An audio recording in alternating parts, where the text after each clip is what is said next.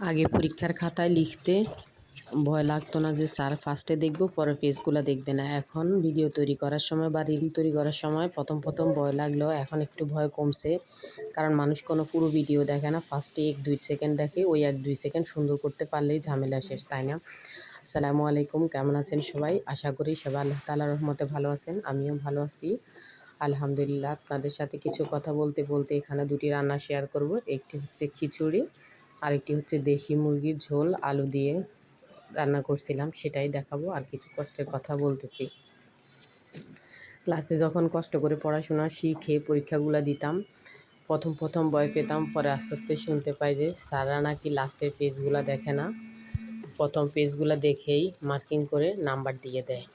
যাই হোক, এভাবে করে চলতে পড়ালেখাটা আল্লাহর রহমতে যতটুকু পারছি কমপ্লিট করছি। এখন আসলাম ফেসবুকে কাজ করার জন্য। এখনও প্রথম বুঝতাম না, খুবই টেনশন হইতো। সরি, প্রথম বুঝতাম না কাজ করার সময়, মানে খুব টেনশন ভিডিও তৈরি করার সময়। পরে আস্তে আস্তে বুঝতে পারলাম যে মানুষ তো ভিডিওই দেখে না, 1-2 সেকেন্ড জাস্ট ওপেন করে চলে যায়। যতটুকু আছে কুলায় ততটুকুই শেয়ার করি, যতটুকু ভালো মনে হয়, যে ভয়েসগুলো দিলে আপনাদের উপকার হবে বা আমার ভালো লাগে ওই টাইপের কিছু বলার চেষ্টা করি। আসলে এখনও তো নতুন এই ফেজে বা এখানে কাজ করা নতুন, এই জন্য কথাগুলো গুছিয়ে সুন্দরভাবে দ্রুত সুন্দরভাবে একদম স্মুথলি উচ্চারণ করে বলতে পারি না। একটা না একটা সমস্যা লেগেই যায়। আর কথা বলার সময়, মানে ভয়েস দেওয়ার সময় সবসময় আমার মেয়ে ডিস্টার্ব করবে। রাতের বেলা ভয়েস দিতে পারি না, দিনের বেলা দিতে হয়। যেদিন রাতের বেলা পারি সেদিন রাতের বেলা দিয়ে রাখি। রাতের বেলা মোবাইল টিপলে চোখে সমস্যা করে। যাই হোক, অনেক কথা বলে ফেললাম। এই আর কি, ফেজটা নিয়ে কাজ করছি। আর ফেজটাতে যেমন ধৈর্যের দরকার, বাস্তব জীবনেও তেমনি ধৈর্যের দরকার। সংসার করতে গেলে সংসারে আপনি ডানে বামে কিছুই দেখবেন না, একটা জিনিস দেখবেন ধৈর্য। আপনার দোষ নাই, তাও আপনি দোষী হবেন।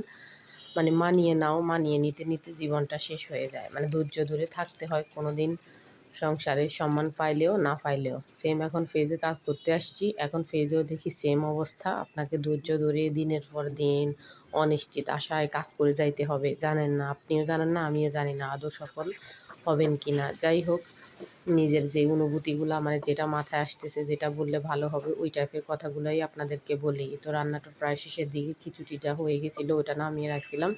এরপর মুরগিটা রান্না করতেছি।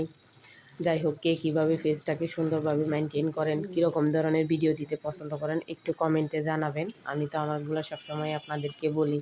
তো পেজটা নিয়ে ধোঁয়াশার মধ্যে আছি, দেখি কতদিন কাজ করতে পারি। আসলে মনোবল থেকে হারিয়ে যায়। কি করব কি বলবো কিছুই বুঝতে পারছি না। অনেকে তো টেক রিলেটেড ভিডিওগুলো দেখায়, আমি অতটা ভালোভাবে পারি না। সেজন্য যতটুকু পারি এতটুকু দেখানোর আর সাহস হয় না। যারা কষ্ট করে আমার ভিডিওটা দেখছেন তাদেরকে অসংখ্য ধন্যবাদ।